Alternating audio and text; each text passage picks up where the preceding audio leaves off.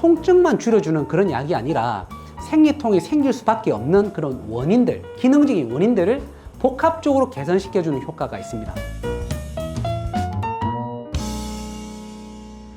반갑습니다. 연산당당 한방병원장 성진욱입니다. 약을 먹어도 그때뿐이고 이번에는 또 넘어갔지만 다음 달은 어떻게 될까? 다음 달에 스케줄도 많은데 이것 때문에 고민이신 분들 굉장히 많으시잖아요.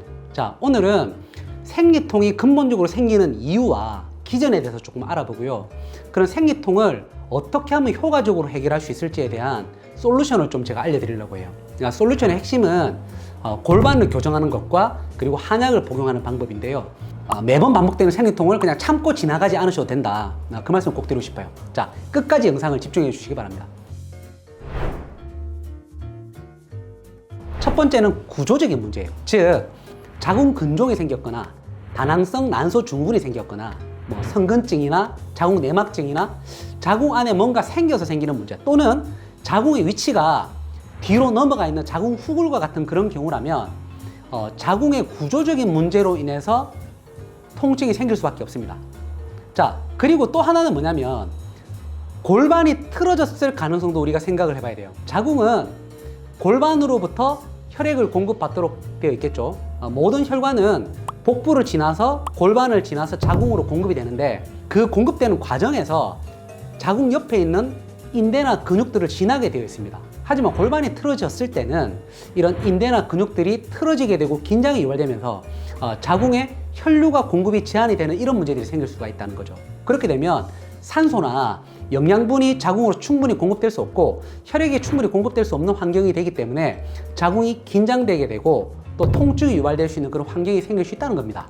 자, 그리고 두 번째는 기능적인 문제가 있는데요. 기능적인 문제에서 핵심은 프로스타글란딘이라는 물질이 과도하게 분비가 되는 게 가장 큰 문제죠.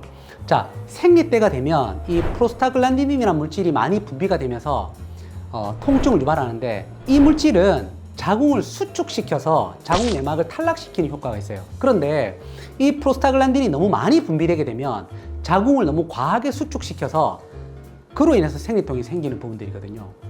그러면 이렇게 생각해 볼 수가 있겠죠. 그러면 이 프로스타글란딘은 왜 많이 분비되는 거야? 호르몬의 불균형 때문입니다.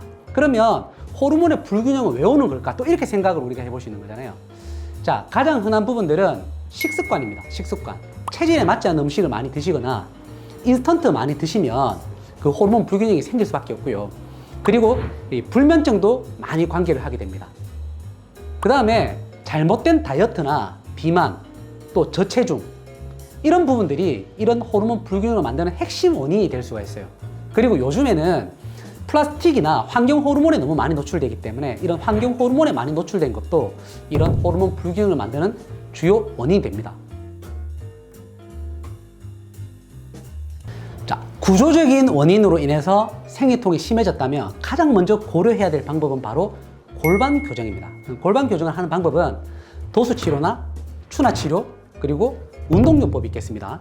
자, 골반의 위치를 바로 잡아서 자궁 주변에 있는 근육과 인대를 이완시켜주고 혈류를 개선시키면 자궁이 충분한 혈류량을 공급받게 되고 그로 인해서 생리통을 줄여줄 수가 있게 되는 거죠. 여러분들 그 생리통 심하실 때 아랫배에 핫팩되면 생리통이 줄어드는 경우 많이 하셨잖아요. 즉, 생리통을 해결할 수 있는 임시 방편조차도 자궁의 혈류량을 개선시키고 복부를 따뜻하게 하는 것이라는 걸 보게 되면 골반 교정의 중요성은 이루 말할 수가 없을 것 같습니다. 그리고 기능적인 부분으로 생리통이 생겼다. 가장 먼저 여러분들이 선택하게 되시는 솔루션이 진통제를 복용하는 거죠. 생리통에 소염 진통제를 복용하게 되면 즉각적으로 프로스타글란딘의 분비를 줄여주는 효과가 있습니다. 그렇기 때문에 생리통을 즉각적으로 완화시켜주는 효과가 있어요. 그런데 거기까지입니다.